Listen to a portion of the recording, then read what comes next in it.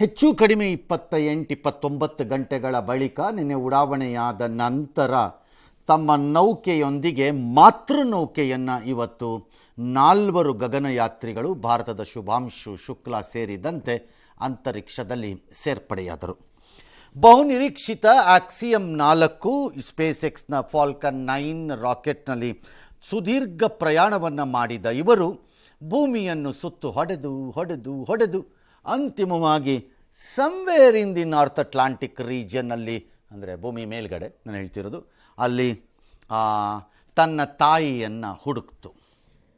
ಈ ಮರಿ ನೌಕೆ ಅಮ್ಮನನ್ನು ಹುಡುಕೋತು.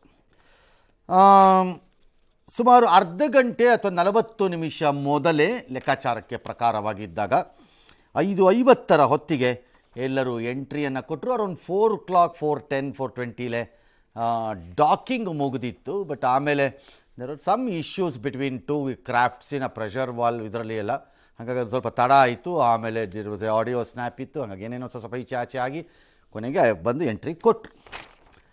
ಈ ಮೂಲಕ ಬಾಹ್ಯಾಕಾಶ ನಿಲ್ದಾಣವನ್ನು ಪ್ರವೇಶ ಮಾಡಿದ ಮೊದಲ ಭಾರತೀಯರಾದರು ಶುಭಾಂಶು ಶುಕ್ಲಾ. ಅಂತರಿಕ್ಷಕ್ಕೆ ಹೋದವರಲ್ಲಿ ಮೊದಲು ಆಗಿದ್ದವರು ರಾಕೇಶ್ ಶರ್ಮಾ. ಅಂತರಿಕ್ಷಕ್ಕೆ ಹೋಗಿ ಅಲ್ಲಿಂದ ಬಾಹ್ಯಾಕಾಶ ನಿಲ್ದಾಣಕ್ಕೆ ಹೋಗಿ ಇರುವುದರಲ್ಲಿ ಇವರೇ ಮೊದಲು. ಇವರು ಒಳಗೂ ಹೋದ ಕೂಡಲೇ ಸಂಪ್ರದಾಯದಂತೆ ಅವರೆಲ್ಲರಿಗೂ ವೆಲ್ಕಮ್ ಡ್ರಿಂಕನ್ನು ಕೊಟ್ಟರಂತೆ. ಅಂದರೆ ಅಲ್ಲಿ ಯಾರೋ ಒಬ್ಬ ನಿಂತ್ಕೊಂಡು welcome sir, please take sir ಅಂತ ತಟ್ಟೆ ಹಿಡ್ಕೊಂಡು ಅದರಲ್ಲಿ ಗ್ಲಾಸ್ಗಳಲ್ಲಿ ಅಂತಲ್ಲ, ಪ್ಯಾಕ್ಡ್ ಫುಡ್ ಅದು ಒಂದು ಪ್ಯಾಕೆಟ್ ಕೊಟ್ಟಿರ್ತಾರೆ, ಓಪನ್ ಮಾಡಿಕೊಂಡು ರಸ ಹಿರ್ಕೊಂಡಿರ್ತಾರೆ. ಕೊಟ್ಟರು. ನಂತರ ಅವ್ರಿಗೊಂದು ಸಣ್ಣ ಕಾರ್ಯಕ್ರಮ ಅಲ್ಲಿ, ಅದರಲ್ಲಿ ಅವರ ಆಸ್ಟ್ರೋನಾಟ್ಸ್ದು ನಂಬರ್ ಎಷ್ಟನೇದಕ್ಕೆ ಬಂದರು ಇವ್ರುಗಳು ಅಂತ. ಅಂದರೆ ಈ ಶುಭಾಂಶು ಶುಕ್ಲಾಗೆ ಪ್ರಪಂಚದಲ್ಲಿ ಅದು ಕೊಡೋದು ನಂಬರ್ನ 634 ಎಷ್ಟೋ ಕೊಟ್ಟರು. ಅವ್ರಿಗೆ ನಂಬರ್ ಒಂದು ಕೊಟ್ಟಿದ್ದಾರೆ, ಕೊಟ್ಟೊಂದು ಬ್ಯಾಡ್ಜ್ ಹಾಕಿರ್ತಾರೆ. ಅವ್ರು ಅಷ್ಟನೇ ಅವರು ಅಂತರಿಕ್ಷಕ್ಕೆ ಬಂದಿದ್ದಾರೆ, ಅದನ್ನು ಕೊಟ್ಟಿರ್ತಾರೆ. ಅದೆಲ್ಲ ಆಯಿತು. ಅದಾದಮೇಲೆ ಒಂದು ಕಾರ್ಯಕ್ರಮ ನಡೀತು. ಕಾರ್ಯಕ್ರಮದಲ್ಲೆಲ್ಲ ಭಾಷಣ ಮಾಡಿದ್ರು. ಇಲ್ಲಿ ಮಾಡ್ದಂಗೆ ಅದೆಲ್ಲ ಲೈವ್. ಅದು ದಿಸ್ ಈಸ್ ದಿ ಬ್ಯೂಟಿ. ನಾನು ನಿನ್ನೆನೂ ಹೇಳ್ತಿದ್ದೆ, 50 ವರ್ಷದ ಅಥವಾ 100 ವರ್ಷದ ಹಿಂದೆ ನಿಮ್ಮ ಮನೆಗೆ ಟಿ ವಿ ಬರುತ್ತೆ ಗೊತ್ತಾ, ನಾನು ತಂದಿದ್ದಿದ್ರೆ ಕುರ್ಗಳಪ್ಪ ಹುಚ್ಚ ಅಂತಂದಿರೋರು.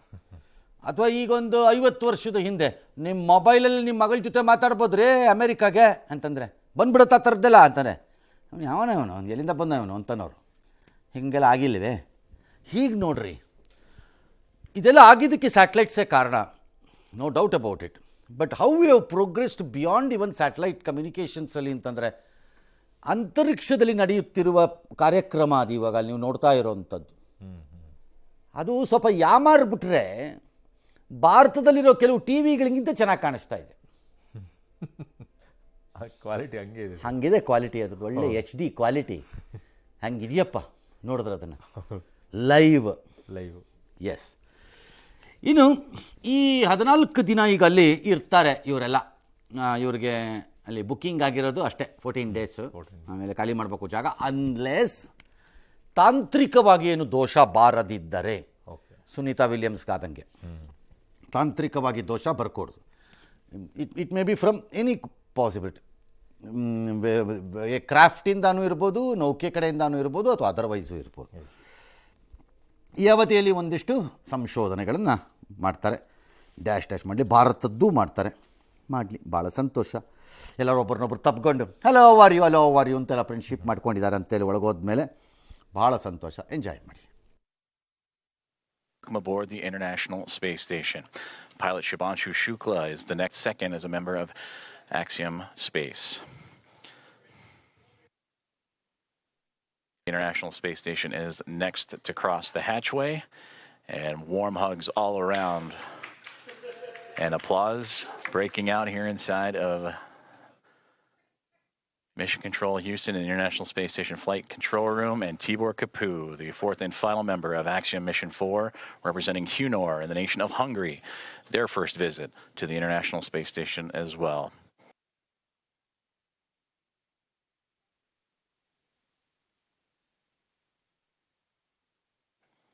Axiom Mission 4 is now aboard the International ನಂಗಿರುವಂಥ ಕುತೂಹಲ ಇದರಲ್ಲಿ ಸರ್, ಈಗ ಆಲ್ರೆಡಿ ಅಲ್ಲೊಂದು 7 ಜನ ಇದ್ದಾರೆ ಮಾರ್ಚಿಗೆ ಹೋಗಿರುವಂಥವ್ರೆ, ಅಲ್ಲೇ ಇದ್ದಾರೆ. ಅವರು ಡಾಕಿಂಗ್ ಆಗಿ ಹೋಗಿರುತ್ತೆ, ಅದು ಹೆಂಗೆ ಅನ್ಡಾಕಿಂಗ್ ಆಗಿರುತ್ತೆ ಸರ್? ಅವ್ರು ಹೆಂಗೆ ವಾಪಸ್ ಬರೋದು? ಇವ್ರದ್ದು ಹೋಗಿ ಮತ್ತೆ ಡಾಕ್ ಆಗಿರುತ್ತೆ. ಈಗ ಅವ್ರು ಬಂದಾಗ ಯಾರೋ ವಾಪಸ್ ಹೊಟ್ಟೋಗಿರ್ತಾರೆ. ಓಕೆ, ಇನ್ಯಾರೋ ಎಕ್ಸಿಟ್ ಆಗಿರುತ್ತಲ್ಲಿ, ಒಂದಿರ್ಬೋದು. ಎರಡನೇದು ಎರಡಿರಬಹುದು ಡಾಕಿಂಗಲ್ಲಿ. ನಾನು ಕೇಳಿಲ್ಲ, ಅದನ್ನು ಕೇಳ್ಕೋಬೇಕು ಬೇಕಾದ್ರೆ. ಓಕೆ, ಕೇಳ್ಕೊಬೋದು, ಎರಡಿರ್ಬೋದು ಡಾಕಿಂಗಲ್ಲಿ. ಬಟ್ ಇಲ್ದಿದ್ರು ಅನ್ಡಾಕ್ ಆಗಿರುತ್ತದೆ. ಓಕೆ, ಆಗಿ ಬಂದವರು ಇನ್ಯಾರೋ ಹೋಗ್ಬೇಕಲ್ಲ. ಎಸ್. ಹಾಂ, ಈಗ ಅದು ಇದು ನಮ್ಮ ದೇಶ ಇದರಲ್ಲಿ ಬಂದವ್ರಿಗೆ 14 ದಿನ ಆದ್ಮೇಲೆ ಇವ್ರು 14 ಜನ ಹೋಗ್ಬೇಕಲ್ಲ, 4 ಜನ ಹೋಗ್ಬೇಕಲ್ಲ. ಹೋಗ್ಬೇಕು ಸರ್. ಹೌದು. ಕೆಲವು ಸರಿ ಈ 4 ಜನನೂ ಹೋಗ್ಬೇಕಾಗಿರಲ್ಲ, ಇಬ್ಬರು ಉಳ್ಕೋತಾರೆ, ಇಬ್ರು ಹೋಗ್ತಾರೆ. ಓಕೆ, ಅದು ಇನ್ನೂ ಕೂಡ ಹಾಗಾಗ್ಬೋದು, ಹೇಳಕ್ ಬರಲ್ಲ. ಈಗ ನಮ್ಮ ಭಾರತ ದೇಶದಿಂದ ಶುಭಾಂಶು ಶುಕ್ಲಾ ಅವ್ರು ಹೋಗಿದ್ದಾರೆ ಅಂದ ತಕ್ಷಣ ನಾವು ಇಷ್ಟೊಂದು ಕೊಡ್ತಾ ಇದೀವಿ. ಬಟ್ ಹಿಂದೆ ಬೇರೆ ಬೇರೆಗೆಲ್ಲ ಅವ್ರು ಮಾರ್ಚಲ್ಲಿ ಹೋಗಿದ್ರಲ್ಲ ಸರ್, ಅದು ತುಂಬಾ ಅವ್ರವ್ರ ದೇಶದವ್ರು ಅವ್ರವ್ರು ಮಾಡ್ಕೊಂಡಿರ್ತಾರೆ. ಓಕೆ, ಬಟ್ ಈಗ ಅಮೆರಿಕದಂತ ದೇಶಕ್ಕೆ ಇದು ಮಾಮೂಲಾಗೋಗಿರೋದ್ರಿಂದ ಕಳಿಸ್ತಾ ಇರ್ತಾರೆ ಸುಮ್ಮನೆ. ಫಾರ್ ಎಕ್ಸಾಂಪಲ್, ಓಕೆ, 25 ವರ್ಷದ ಹಿಂದೆ ಪ್ರಥಮ ಬಾರಿಗೆ ಮೊಬೈಲ್ ಬಂದಾಗ ಭಾರತಕ್ಕೆ, ಈ ಪೊಲೀಸ್ನವ್ರದ್ದು ಹಳೇದು ವೈರ್ಲೆಸ್ ಸೆಟ್ ಮರದ ಕಟ್ಟಿಗೆ ತರ ಇರ್ತಿತ್ತು. ಒಳ್ಳೆ ಉದ್ದಗೆ ಇಷ್ಟು ಅಗಲ ಮರದ ಕಟ್ಟಿಗೆ ತರ ಇರೋದು ಈ ಪೊಲೀಸ್ನವ್ರದ್ದು ವೈರ್ಲೆಸ್ ಸೆಟ್ಗಳು.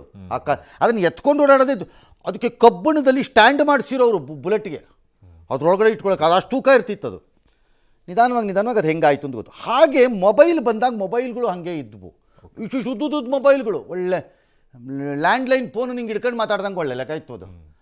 ಅದು ಬಂದಾಗ ಕೆಲವರು ಅದನ್ನು ಹಿಡ್ಕೊಂಡು ಆಡ್ತಿದ್ರು ಆಟನ ಅಂತಂದರೆ ಅಬಾಬಾ ಅದೇನು ನೋಡಬೇಕಿತ್ತು ಅವ್ರು. ನಾನು ಇವುಗಳ ಆ ಕಾಲದಲ್ಲಿ ಆ ಮೊಬೈಲ್ ಹಿಂಗೆ ಹಿಡ್ಕೊಂಬಿಟ್ಟು ಸುಮ್ಮನೆ ಕೆಲಸವಿಲ್ಲ ಎಲ್ಲರ ಮುಂದೆ ನೋಡಿ, ಅಲ್ಲಿ ನೋಡಿ, ಕೈಯಲ್ಲಿ ಹಿಡ್ಕೊಂಡು ನೋಡಿ, ಇಲ್ಲಿ ನೋಡಿ, ಇಲ್ಲಿ ಇದೇನಾಗ್ತಾ ಇದೆ ಅಂತ ನೋಡಿ ಅಂತ ಈ ಮೊಬೈಲಲ್ಲಿ ಹಿಂಗೆ ಆಟ ಆಡೋದು. ನಾವು ಮೊಬೈಲ್ ನೋಡ್ಬೇಕು ಅನ್ನೋದು ಅವನಿಗೆ ಬೇರೆ ಕುತೂಹಲ. ನಮಗೆ ನಾವು ನೋಡ್ತಿದ್ವಿ ಪೆದ್ದರ ಥರ. ನಿಧಾನಕ್ಕೆ ಮೊಬೈಲ್ ಎಲ್ಲವನ್ನ ಕೈಗೂ ಬಂದಾಗ ಯಾವಾಗ ಯಾವನ ಕೇರ್ ಮಾಡ್ತಾನೆ, ಯಾವ್ದಾರು ಹಿಡ್ಕೋಗು ಅಂತಿದ್ರು. ಸೇಮ್ ಇದುವೆ. ಅಮೇರಿಕಕ್ಕೆ 100 ಜನ ಹೋಗಿ ಬರ್ತಿದ್ದಾರೆ ಅಮೇರಿಕದಲ್ಲಿ 1960s 50s. ಹಾಗಾಗಿ ಅವ್ರಿಗೆ ಇಷ್ಟೊಂದು ಕುತೂಹಲ ಇರಲಿಕ್ಕಿಲ್ಲ. ಅವ್ರ ಕುಟುಂಬದಲ್ಲಿರ್ಬೋದು, ಅವ್ರ ಗೆಳೆಯರಲ್ಲಿರುತ್ತೆ, ಅವ್ರ ಕಚೇರಿಲಿರ್ಬೋದು, ಡ್ಯಾಶ್ ಅದರ್ವೈಸ್ ಇರಲ್ಲ. ನಮಗೆಲ್ಲ ಫಸ್ಟ್ ಅಲ್ವಾ. ಎಸ್, ಹಾಗೆ. ಬಟ್ ಎಲ್ಲ ದೇಶಗಳು, ಈಗ ಪಾಕಿಸ್ತಾನದಲ್ಲಿ ಯಾರೋ ಕೆಲವರು ಕಾಮೆಂಟ್ ಇದೆ, ಇಂಡಿಯನ್ ಅವ್ರ ಕಾಸಿದೆ ಕಳಿಸ್ಕೊಡ್ತಾರೆ, ಏನು ಪ್ರಯೋಜನ ಅದರಿಂದ ಅಂತಾರೆ. ಅವ್ರಿಗೆ ಅದು ಆಗದಿದ್ದಕ್ಕೆ ತಾನೇ ಕರಬುತ್ತಾನ. ಸತ್ಯ. ಬಟ್ ಈಗ ಬೇರೆ ಬೇರೆ ದೇಶಗಳು ಕೂಡ ಅಲ್ಲಿ ಕಳಿಸ್ಕೊಡ್ತಾ ಇದ್ದಾರೆ ಸರ್, ಪ್ರಯೋಗಗಳನ್ನು ಮಾಡಿಸ್ತಾ ಇದ್ದಾರೆ ಆ ದೇಶಗಳು ಕೂಡ. ಈಗ ನಂಬರ್ ಕೊಟ್ಟಿರೋದು 600 and something ಕೊಟ್ಟಿದ್ದಾರೆ. ಅವರೆಲ್ಲ ಏನು ಪ್ರಯೋಗಗಳನ್ನು ಮಾಡ್ತಾರೆ? 60 ಎಕ್ಸ್ಪರಿಮೆಂಟು 31 ದೇಶ ಅಲ್ಲ ಈಗ ಮಾಡ್ತಿರೋದು ಸರ್. ಈ ಹಿಂದೆಯೂ ಕೂಡ ಹೋಗಿ ಬಂದಿರೋರು ಪ್ರಯೋಗಗಳನ್ನು ಮಾಡಿದಾರಲ್ಲ ಸರ್, ಏನು ಸಿಗ್ತಾ ಇದೆ, ಯಾವ ರೀತಿಯಾಗಿ ನಾವು ಅದರಲ್ಲಿ ಇಂಪ್ರೂವ್ ಆಗಿದೆ? ಭವಿಷ್ಯಕ್ಕೆ ತಯಾರಿ ಆಗ್ತಿವೆ. ಕೆಲವರು ಫಾಸ್ಟಾಗಿ ಆಗ್ತಿದ್ದಾರೆ, ಅಫೋರ್ಡಬಿಲಿಟಿ ಇದ್ದವ್ರುಗಳು. ಓಕೆ, ಕೆಲವು ಕ್ಷೇತ್ರಗಳಲ್ಲಿ ಆಗ್ತಿದ್ದಾರೆ. ಆಗಿ ಅವರು ತಮ್ಮದೇ ನೌಕೆಯನ್ನು ತಯಾರಿ ಮಾಡ್ಕೊಳ್ಳೋದು, ತಂದೆ ರಾಕೆಟ್ ಮಾಡ್ಕೊಳ್ಳೋದು, ತಂದೆ ಸ್ಪೇಸ್ ಸ್ಟೇಷನ್ ಮಾಡ್ಕೋಬೇಕು ಅಂತೆಲ್ಲ ಇಲ್ಲ ಅವ್ರಿಗೆ. ಬಟ್ ಆ ಜ್ಞಾನ ಬೇಕು ಅಂತವ್ರು. ಓಕೆ, ಹಾಗಾಗಿ ಆ ರೀತಿ ರಿಪೀಟ್ ಪ್ರಯೋಗಗಳು ನಡೀತಾ ಇದೆ. ಪಾಸಿಬಲ್ ಇರಬಹುದು, ಕೆಲವೊಮ್ಮೆ ಅಪ್ಗ್ರೇಡೆಡ್ ಸೇಮ್ ಪ್ರಯೋಗಗಳು ಆಗಬಹುದು. ಓಕೆ, ಇಲ್ಲಿ ನಡೀತಾ ಇರೋ ಕೆಲವು ಅಗ್ರಿಕಲ್ಚರಲ್ ಫುಡ್ ಬೇಸ್ಡ್ ಪ್ರಯೋಗಗಳನ್ನು ನಾನು ಹಿಂದೆನೂ ಎಲ್ಲ ಕೇಳಿದ್ದೆ. ಒಂದೆರಡು ಪ್ರಯೋಗ ಅಂತುವೆ ನಾನು ಹೈಸ್ಕೂಲಲ್ಲಿ ಕಾಲೇಜಿಗೆ ಬರ್ತಿದ್ದ ಟೈಮಲ್ಲೇ ಮೈಸೂರಲ್ಲಿ CFTRIಯಲ್ಲಿ ಅದರದ್ದು ರಿಲೇಟೆಡ್ ಪ್ರೋಗ್ರಾಮ್ಸ್ನೆಲ್ಲ ಇದ್ವು ಆಗಲೂ. It could be different programs from different ಆ್ಯಂಗಲಲ್ಲಿ ಇರ್ಬೋದು. Okay, yes. ಇನ್ನು ಅಂತಾರಾಷ್ಟ್ರೀಯ ಬಾಹ್ಯಾಕಾಶ ಕೇಂದ್ರ ತಲುಪ್ತಾ ಇದ್ದೀನಿ. ಭಾರತದ ಗಗನಯಾತ್ರಿ ಶುಭಾಂಶು ಶುಕ್ಲಾ ಅವರು ಮೊದಲ ಮಾತಾಡಿದ್ದಾರೆ, ಆ ಥರ ಹೇಳಿ ಹಿಂದಿಯಲ್ಲೇ ಮಾತನಾಡಿದ್ದಾರೆ ಅವರು. ನಿಮ್ಮ ಪ್ರೀತಿ ಆಶೀರ್ವಾದದಿಂದ ಇಂಟರ್ನ್ಯಾಷನಲ್ ಸ್ಪೇಸ್ ಸ್ಟೇಷನ್ ನಾನು ತಲುಪಿದ್ದೀನಿ. ನಾನು ಹೀಗೆ ನಿಂತಿರೋದು ನೋಡಿದ್ರೆ ಸುಲಭ ಅಂತ ನಿಮಗೆ ಕಾಣಿಸ್ಬೋದು, ಆದರೆ ಇಲ್ಲಿನ ಪರಿಸ್ಥಿತಿ ಹಂಗಿಲ್ಲ. ಒಗ್ಕೊಳ್ಳೋದು ತುಂಬ ಕಷ್ಟಕರ. ಇಲ್ಲಿಗೆ ಬರ್ತಾ ಇದ್ದಂತೆ ತಲೆ ತುಂಬ ಭಾರವಾದಂಗೆ ಕಾಣಿಸ್ತಾ ಇದೆ, ಸ್ವಲ್ಪ ಕಷ್ಟ ಆಗ್ತಾ ಇದೆ. ಕೆಲವೇ ದಿನಗಳಲ್ಲಿ ಇಲ್ಲಿನ ಪರಿಸ್ಥಿತಿಗೆ ನಾನು ಹೊಂದ್ಕೊಳ್ತೀನಿ ಅಂತಂದಿದ್ದಾರೆ. ನನ್ನ ತೋಳಿನಲ್ಲಿ ತ್ರಿವರ್ಣ ಧ್ವಜ ಇದೆ, ಅದರೊಂದಿಗೆ ನಾನು ನಡೀತಾ ಇದ್ದೇನೆ. ಜೈ ಹಿಂದ್ ಜೈ ಭಾರತ್ ಅಂತ ಶುಭಾಂಶು ಶುಕ್ಲಾ ಹೇಳಿದ್ದಾರೆ. ಇದಕ್ಕೂ ಮುನ್ನ ಬಾಹ್ಯಾಕಾಶ ಕೇಂದ್ರದೊಂದಿಗೆ Axiom 4 ಡಾಕಿಂಗ್ ಪ್ರಕ್ರಿಯೆ ಪೂರ್ಣಗೊಳ್ತಾ ಇದ್ದಂತೆ ಶುಭಾಂಶು ಶುಕ್ಲಾ ಕುಟುಂಬಸ್ಥರು ಸಂಭ್ರಮಿಸಿದರು. ತ್ರಿವರ್ಣ ಧ್ವಜ ಹಿಡಿದು ಹರ್ಷದಲ್ಲಿ ಮುಳುಗಿದ್ರು ಅವರು. प्यारे देशवासियों के लिए आपके प्यार और आशीर्वाद से सुरक्षित मैं इंटरनेशनल स्पेस स्टेशन पे पहुंच चुका हूं और बहुत आसान दिख रहा है यहाँ खड़े होना, लेकिन थोड़ा सा मुश्किल है, थोड़ा सा सर भारी है, थोड़ी तकलीफ हो रही है, लेकिन ये सब बहुत छोटी चीज़ें हैं और कुछ ही दिनों में हम इसके यूज्ड टू हो जाएंगे. और ये पहला पड़ाव है इस जर्नी का और अभी आगे 14 दिन यहाँ पे रह के हम काफ़ी सारे साइंस एक्सपेरिमेंट्स करेंगे, आप लोगों से बातचीत करेंगे. लेकिन कहीं ना कहीं ये जो पड़ाव है ये भी दिखाता है कि ये हमारी अपनी स्पेस जर्नी का भी एक पड़ाव है।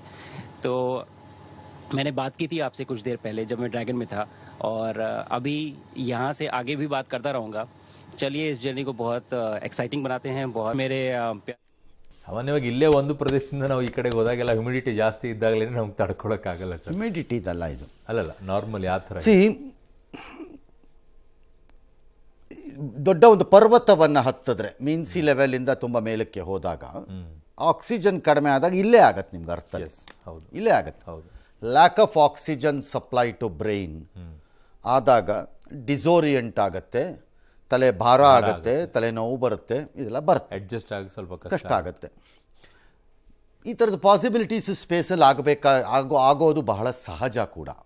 ಅದನ್ನು ಅನಿರೀಕ್ಷಿತ ಅಲ್ಲ ಅದು ಅವ್ರಿಗೆ, ನನ್ನ ಪ್ರಕಾರದಲ್ಲಿ. ನೀವು ನಿನ್ನೆ ಕೇಳ್ತಾ ಇದ್ರಿ, ಅವ್ರು ಹೇಳಿದ್ರು ಭಾಳ ನಿಮ್ಮೆಲ್ಲರ ಆಶೀರ್ವಾದದೊಂದಿಗೆ ನಾನು ಬಂದಿದ್ದೀನಿ, ಸುರಕ್ಷಿತವಾಗಿದ್ದೀನಿ. ಏನು ಸುರಕ್ಷಿತ ಅಂದರೆ, ಅವ್ರು ಕ್ಯಾಪ್ಸೂಲ್ ಒಳಗಡೆ ಇದ್ದರು, ಡ್ರ್ಯಾಗನ್ನಲ್ಲಿ, ಅಂದರೆ ಇಲ್ಲಿಂದ ಹೋಗಿದ್ದ ಕ್ಯಾಪ್ಸೂಲ್ನಲ್ಲಿ ಇದ್ದರು, ಅದು ಸುರಕ್ಷಿತ. ಅಂತಾರಾಷ್ಟ್ರೀಯ ಬಾಹ್ಯಾಕಾಶ ನಿಲ್ದಾಣ ಅವ್ರಿಗೆ ಅಲ್ಲಿ ಮನೆ ಇದ್ದಂತೆ. ವಿಮಾನದಲ್ಲಿ ಇದ್ದಾಗ ನಾವು ಪ್ರೊಟೆಕ್ಟೆಡ್ ಕವರಲ್ಲೇ ಇರ್ತೀವಿ, ಆದರೂ ಅಲೆಮಾರಿ ಥರ ಅನ್ನಿಸ್ತಿರತ್ತೆ ನಮಗೆ, ಎಲ್ಲೋ ಇದ್ದೀವಿ. ಇಳಿದ ಮೇಲೆ ಹಬ್ಬ ಅಂತ, ಮನೆಗೆ ಹೋದ್ಮೇಲೆ ಹಬ್ಬ ಬಂದೆಪ್ಪ ಸೇಫಾಗಿ, ಸೇಮ್ ಫೀಲಿಂಗ್ ಅದು. ಇಲ್ಲಿಂದ ಮೇಲಕ್ಕೆ ಹೋಗಿದ್ದಂಥ ಇವರು ಅರ್ಥನ ರೊಟೇಟ್ ಮಾಡ್ತಿದ್ದಾಗ, ಅಂದರೆ ತಿರುಗ್ತಾ ಇದ್ದಾಗ, ಸ್ಪೀಡ್ಸನ್ನ ಕಂಟ್ರೋಲ್ ಮಾಡಿಕೊಂಡು ಎಂಜಿನ್ ಬರ್ನೌಟ್ಗಳನ್ನು ಮಾಡಿಕೊಂಡು ಬೇಕು ಅಂದಾಗ ಹೋಗಿ ಮಾಡಿ ಇದನ್ನೆಲ್ಲ ಮಾಡ್ಕೊಂಡು ಈ ಬಾಹ್ಯಾಕಾಶ ನಿಲ್ದಾಣನ ಹೇಗೆ ಹುಡುಕಿರ್ತಾರೆ ಅಂತಂದರೆ, ಸುಮ್ಮನೆ ಉದಾಹರಣೆಗೆ ಹೇಳ್ಬೋದು ಅಂದರೆ, ಹುಲ್ಲಿನ ಮೆದೆನಲ್ಲಿ ಸೂಜಿ ಹುಡುಕ್ತಂಗೆ ಇದು ಹೆಚ್ಚು ಕಡಿಮೆ ಅನಂತದ ವ್ಯಾಪ್ತಿಯಲ್ಲಿರಬಹುದಾದ ಸ್ಪೇಸಲ್ಲಿ ಅದು ತಿರುಗ್ತಾ ಇರುತ್ತೆ ಬಾಹ್ಯಾಕಾಶ ನಿಲ್ದಾಣ. ಅದನ್ನು ಹುಡುಕಬೇಕು ಫಸ್ಟು. ಅಫ್ಕೋರ್ಸ್ ಅದಕ್ಕೆ ತಂತ್ರಜ್ಞಾನ ಇದೆ, ನಾನು ನಿನ್ನೆ ಹೇಳ್ದಂಗೆ ಹೈವೇ ಥರ ಅದು ಹುಡುಕ್ತಾರೆ, ಅದೇ ಇದರಲ್ಲಿ ಇರ್ತಾರೆ, ಎಲ್ಲ ನಿಜ. ಬಟ್ ಹುಡುಕೋಬೇಕು, ಸುಲಭ ಅಲ್ಲ ಅದು. It's not easy. ನೀವು ಮೊನ್ನೆ ಇರಾನ್ ಇಸ್ರೇಲ್ ವಾರ್ನಲ್ಲಿ ಅಮೇರಿಕದ B-2 ವಿಮಾನಗಳು ರೀಫ್ಯೂಯಲ್ ಮಾಡಿಕೊಂಡ್ವು 3 ಕಡೆ 4 ಕಡೆ. ಮಿಸೂರಿ ಏರ್ಬೇಸಿಂದ ಇರಾನಿಗೆ ಬರೋವಾಗ 16 ಗಂಟೆ ಹಾರೋವಾಗ ಅಂತ ಅಂತಿದ್ರಿ. Refuelling is done by air to air, ಅಂದರೆ ಏರಲ್ಲಿ ಟ್ಯಾಂಕರ್ಗಳಿರುತ್ತವೆ, ಪ್ಲೇನ್ಗಳೇ, ಅವು ರಿಫ್ಯೂಯಲ್ ಮಾಡಿಕೊಡತ್ವೆ ಇದು ಹಾಕಿ. ಬಟ್ ಫಸ್ಟು ಇವು ಹುಡುಕೋಬೇಕು ಒಂದಕ್ಕೊಂದು ಎಲ್ಲಿದ್ದೀವಿ ಅಂತ, ಆಮೇಲೆ ರಿಫ್ಯೂಯಲ್. ಅಷ್ಟು ಸುಲಭ ಅಲ್ಲ ಅದನ್ನು ಹುಡ್ಕೊಂಬಿಡೋದು. ಅಫ್ಕೋರ್ಸ್ ತಂತ್ರಜ್ಞಾನದ ನೆರವಿರುತ್ತೆ, ಹಂಗಾಗಿ ಹುಡುಕಿರ್ತಾರೆ, ಭಾಳ ಸಂತೋಷದಲ್ಲಿ ಹೋಗಿ ಸೇರ್ಕೊಂಡಿದ್ದಾರೆ. ನಾವು ಹಿ ಫೀಲ್ಸ್ ಮೋರ್ ಹ್ಯಾಪಿ, ಒಂದು ಮನೆ ಸೇರ್ಕೊಂಡಿದ್ದೀನಿ ಅನ್ನೋ ಥರ ಅವ್ರಿಗೆ ಇರುತ್ತೆ ಅಂತ ನಾನು ಅಂದ್ಕೊಂಡಿದ್ದೀನಿ. ಲೆಟ್ಸ್ ಸಿ ಮುಂದೇನಾಗುತ್ತೆ ಅಂತ. ಬಟ್ ಏನೇನೆಲ್ಲ ಪ್ರಯೋಗಗಳನ್ನು ಮಾಡೋಕ್ಕೆ ಮುಂದಾಗಿದ್ದಾರೆ ಅಂತ ನೋಡೋಣ ಸರ್. ನೋಡೋಣ, 60 ಪ್ರಯೋಗಗಳಿದಾವಂತ. ತಿನ್ನಬಹುದಾದ ಸೂಕ್ಷ್ಮ ಪಾಚಿ ಇದರ ಅಧ್ಯಯನವನ್ನು ಮಾಡ್ತಾರಂತೆ ICGEB ಮತ್ತು ಬ್ರಿಕ್ ಮತ್ತು ನವದೆಹಲಿ, ಇದು ಯಾರದ್ದು ಸಂಸ್ಥೆ, ಅವ್ರದ್ದು ಸರ್ಕಾರಿನೋ ಏನೋ, ನಂಗೆ ಐಡಿಯಾ ಇಲ್ಲ ಅದು ಯಾರ್ದು ಅಂತ. ಅದರಲ್ಲೇನೋ ಮಾಡ್ತಾರಂತೆ. ಅದರಲ್ಲಿ ಇಂಗಾಲ ಆಮ್ಲಜನಕ ಉತ್ಪಾದನೆ ಸಾಮರ್ಥ್ಯಗಳ ಪರೀಕ್ಷೆ ಎಲ್ಲ ಮಾಡ್ತಾರೆ. ಇದು ನಮ್ಮ ಭಾರತದ ಮಾಡ್ತಾ ಇರೋವಂಥದ್ದು. ಮೊಳಕೆ ಕಾಳುಗಳ ಅಧ್ಯಯನ, ಪೋಷಕಾಂಶಗಳ ಅಧ್ಯಯನ, ಚಂದ್ರ ಇತರೆ ಗ್ರಹಗಳಲ್ಲಿ ಬೆಳೆಯುವ ಸಾಧ್ಯತೆ ಹೇಗಿರುತ್ತೆ ಅನ್ನೋದನ್ನು ಸ್ಪೇಸಲ್ಲಿ ಚೆಕ್ ಮಾಡ್ತಿದ್ದಾರೆ. ಅಮೇರಿಕಾನು ಮಾಡ್ತಾ ಇದೆ ಇದನ್ನು, ಪ್ಲಸ್ ನಮ್ಮ IIT ಧಾರವಾಡ ಪ್ರಾಯೋಜಿತ ಅಥವಾ ಆಸಕ್ತಿ ವಹಿಸಿರೋದಕ್ಕೆ ಕಾಣಿಸ್ತಾ ಇದೆ. ಇನ್ನು ಸ್ನಾಯುಗಳ ಅಧ್ಯಯನ, ಬ್ರಿಕ್ ಇನ್ಸ್ಟೆಮ್ ಬೆಂಗಳೂರು ಅವ್ರದ್ದು ಸಂಸ್ಥೆ ಇಬ್ಬರು ಮಾಡ್ತಿದ್ದಾರೆ. ಸಹಜವಾಗಿ ಸ್ನಾಯುಗಳ ಮೇಲೆ ವಿಪರೀತವಾದಂಥ ಪರಿಣಾಮ. ನೀವು ಸುನೀತಾ ವಿಲಿಯಮ್ಸು ನಿರೀಕ್ಷೆಗಿಂತ ಹೆಚ್ಚಿನ ದಿನಗಳಿದ್ದಾಗ ನೀವೆಲ್ಲ ಸ್ಟಾರ್ಟ್ ಮಾಡಿದ್ರಿ ಸೋಷಿಯಲ್ ಮೀಡಿಯಲ್ಲಿ ಅವ್ರದ್ದು ಫೋಟೋಗಳನ್ನು ಹಾಕಿ, ಹೋದಾಗ ಹೆಂಗಿದ್ರು ನೋಡಿ, ಈಗಿದ್ದಾಗ ಹೆಂಗಿದ್ದಾರೆ ನೋಡಿ, ಹೆಂಗೆ ಆಗೋಗಿದ್ದಾರೆ ನೋಡಿ. ನ್ಯಾಚುರಲಿ ಬ್ರಿಟಲ್ ಆಗ್ತಾ ಹೋಗುತ್ತೆ ಬೋನ್ಸು ಸ್ಪೇಸಲ್ಲಿ, ಅಂದರೆ ಟೊಳ್ಳಾಗ್ತಾ ಹೋಗುತ್ತೆ, ದೇಹ ತನ್ನ ಶಕ್ತಿಯನ್ನು ಕಳ್ಕೊಳ್ಳುತ್ತೆ ಗುರುತ್ವಾಕರ್ಷಣೆ ಇಲ್ಲದಿದ್ದಾಗ. ಹಾಗಾಗಿ ಸ್ನಾಯುಗಳ ಮೇಲೂ ಅದೇ ರೀತಿಯಾದ ಪರಿಣಾಮಗಳು ಬೀರುತ್ತವೆ. ಹಾಗಾಗಿ ಸ್ನಾಯುಗಳ ಮೇಲೆ ಅಧ್ಯಯನವನ್ನು ಮಾಡ್ತಾ ಇದ್ದಾರೆ. ಟಾರ್ಡಿಗ್ರೇಡ್ಸ್, ನೀರಿನ ಕರಡಿಗಳು, ಅವುಗಳನ್ನು ಕುರಿತು IISc ಬೆಂಗಳೂರಿನವರ ಆಸಕ್ತಿ ಇದು ಮಾಡ್ತಾ ಇದ್ದಾರೆ. ಎಲೆಕ್ಟ್ರಾನಿಕ್ ಡಿಸ್ಪ್ಲೇ, ಮಾನವ ಯಂತ್ರ ಸಂವಾದ ಮತ್ತು ಎಲೆಕ್ಟ್ರಾನಿಕ್ ಡಿಸ್ಪ್ಲೇಗಳ ಪರಿಣಾಮಗಳ ಅಧ್ಯಯನ. ಉಪಕರಣ ಬಳಸುವಾಗ, ಎಲೆಕ್ಟ್ರಾನಿಕ್ ಉಪಕರಣಗಳನ್ನು ಬಳಸುವಾಗ ಸವಾಲುಗಳೇನಾಗತ್ತೆ ಅಲ್ಲಿ ಅನ್ನೋದು, ಅದನ್ನು ಎಗೈನ್ IISc ಬೆಂಗಳೂರಿನ ಆಸಕ್ತಿ. ಇನ್ನು ಸಯಾನೋ ಬ್ಯಾಕ್ಟೀರಿಯಾ ಬೆಳವಣಿಗೆಗೆ ನೈಟ್ರೋಜನ್ ಮೂಲದೊಂದಿಗೆ ಸಂವಾದ ಮಾಡಿದ ಯಾವುದೋ ಡೆಲ್ಲಿನವರು ಇದರಿಂದದು ICGEB. ಆಹಾರ ಬೀಜಗಳು, ಅದು ಅಷ್ಟೇ ತಿರುವನಂತಪುರದಿಂದ ಮಾಡಿದ್ದಾರೆ. ಇದಿಷ್ಟು ಒಂದಷ್ಟು ಎಕ್ಸ್ಪರಿಮೆಂಟ್ಸ್ ಮಾಡ್ತಾರೆ. ಎಸ್, ಬಟ್ ವಿದೌಟ್ ಸಾಯಿಲ್ ಇವನ್ನೆಲ್ಲ ಎಕ್ಸ್ಪೆರಿಮೆಂಟ್ ನಡೆಯುತ್ತಿಲ್ಲ ಸರ್. ಮಣ್ಣೇ ಇರಲ್ಲ ನಮ್ಗೆ. ಸಾಮಾನ್ಯವಾಗಿ ಇಂಥವೆಲ್ಲ ಬೆಳಿಬೇಕಾದ್ರೆ ಮಣ್ಣು ಬೇಕು ಅಂತೀವಿ ನಾವು. ಹಾಂ, ಲ್ಯಾಬ್ ಕಂಡೀಷನ್ಸಲ್ಲಿ ಮಾಡ್ತಾರೆ. ಓಕೆ, ಹಾಗಾಗಿ ಈ ಎಕ್ಸ್ಪರಿಮೆಂಟ್ಸ್ ನಡೆಯೋದು ಹಾಗೇನೆ, ಓಕೆ. ಲ್ಯಾಬ್ ಕಂಡೀಷನ್ಸಲ್ಲಿ ನಡೆಯುತ್ತೆ. ಅಂದರೆ ಅಲ್ಲಿರುವಂಥ ವಾತಾವರಣದಲ್ಲಿ ಬೆಳೆಯುತ್ತೆ ಇಲ್ಲ ಅನ್ನೋದು ಹೇಗಾಗಬೇಕು ಅನ್ನೋದು ನನಗೆ ಗೊತ್ತಾಗಬೇಕು. ಓಕೆ, ನನಗೆ ಗೊತ್ತಾಗಬೇಕದು. ನಾಳೆ ನನ್ನ ಎಕ್ಸ್ಪರಿಮೆಂಟ್ಸ್ಗೆ ಅದು ನನಗೆ ಹೆಲ್ಪ್ ಆಗತ್ತಾ ಆಗಲ್ವಾ ಅಂತ ನೋಡ್ಬೋದು. ಓಕೆ. ಗುರುತ್ವಾಕರ್ಷಣೆ ಇಲ್ಲದಿದ್ದಾಗ, ಅಥವಾ ವಾತಾವರಣ ಇಲ್ಲದೆ ಮೈಕ್ರೋ ಗ್ರಾವಿಟಿಯಲ್ಲಿ ವರ್ಕ್ ಮಾಡ್ತಿದ್ದಾಗ, ಅಥವಾ ಆ ವಾತಾವರಣದಲ್ಲಿ ಇಲ್ಲದ ಕೆಲವು ಗುಣಲಕ್ಷಣಗಳು ಭೂಮಿಯಲ್ಲಿರಬಹುದು. ಅದು ಲೈಕ್ ಇಂಗಾಲ ಇರ್ಬೋದು, ಆಕ್ಸಿಜನ್ ಇರ್ಬೋದು, ನೈಟ್ರೋಜನ್ ಇರ್ಬೋದು, ಏನು ಬೇಕಾದ್ರೂ ಇರ್ಬೋದು. ಇದೆಲ್ಲ ಇಲ್ಲದಿದ್ದಾಗ ಏನಾಗುತ್ತೆ, ಅದಕ್ಕೆ ಹೇಗೆ ಅಡ್ಜಸ್ಟ್ ಆಗ್ಬೋದು. ಓಕೆ. ಹೀಗೆ ಇವೆಲ್ಲ ಮಾಡಿಕೊಂಡ್ರೆ ನಾಳೆ ನೀವು ಮನುಷ್ಯನನ್ನು ಕಳಿಸೋಕ್ಕಾಗತ್ತೆ ಅಂತಿರೋದು. ಈಗ ಕಂಟ್ರೋಲ್ಡ್ ಅಟ್ಮಾಸ್ಫಿಯರ್ಲಿ ಒಂದು ಕ್ಯಾಪ್ಸೂಲ್ ಒಳಗಡೆಗೆ ಹಾಕ್ಕೊಂಡು 11 ಜನನ ಹಿಂಗೋ ಮ್ಯಾನೇಜ್ ಮಾಡ್ತೀರಿ. ಅಲ್ಟಿಮೇಟ್ಲಿ ಮನುಷ್ಯನಿಗಿರುವಂತಹ ಕನಸು ಏನು ಅಂದರೆ, ನಾನು ಅಲ್ಲಿ ಹೋಗಿ ಕಾಲೋನಿ ಮಾಡ್ತೀವಿ. ಇದೇ ಥರ ದೊಡ್ಡ ದೊಡ್ಡ ಕಾಲೋನಿ. ಹಾಂ, we are going to build colonies. ಎಲ್ಲಿ? ಮಾರ್ಸಲ್ಲಿ. May be stop gap arrangement ಆಗಿ ಮೂನ್ನಲ್ಲೂ ಇರಬಹುದು. ಓಕೆ, ಸ್ಟಾಪ್ ಗ್ಯಾಪ್ಗೆ, ಹಾಗೆ ಲಾಂಚ್ ಪ್ಯಾಡ್ ಥರ. ಹಾಗಾಗಿ ಯು ನೀಡ್ ಎವ್ರಿಥಿಂಗ್, ಎಲ್ಲ ಗೊತ್ತಾಗಬೇಕು ಓಕೆ ನಮಗೆ, ಅಲ್ವಾ? ಈಗ ಫಾರ್ ಎಕ್ಸಾಂಪಲ್ ನೀರು ಬೇಕು. ಓಕೆ, ನೀರಿಲ್ಲದಿದ್ದಾಗೇನು? ಹೈಡ್ರೋಜನನ್ನು ಮ್ಯಾನೇಜ್ ಮಾಡೋಕ್ಕಾಗತ್ತಾ? ಹೇಗೆ? ಕನ್ವರ್ಷನ್ ಆಫ್ ವಾಟರ್ ಹೇಗೆ? ಓಕೆ. ಈ ಥರದ್ದು ಏನೇನೋ ಎಕ್ಸ್ಪರಿಮೆಂಟ್ಸ್ ಮಾಡ್ತಾ. ಈ ಎಕ್ಸ್ಪೆರಿಮೆಂಟ್ ನಮ್ಮ ಮೂನ್ ಮೇಲೆ ಆಗಿಲ್ಲ ಅಲ್ಲ ಸರ್? ಎಲ್ಲ ಕಡೆನೂ ಆಗತ್ತೆ, ಆಗಲ್ಲ ಅಂತೇನಿಲ್ಲ, ಎಲ್ಲ ಕಡೆನೂ ಆಗುತ್ತೆ ಇದು. ಓಕೆ. ಎಸ್.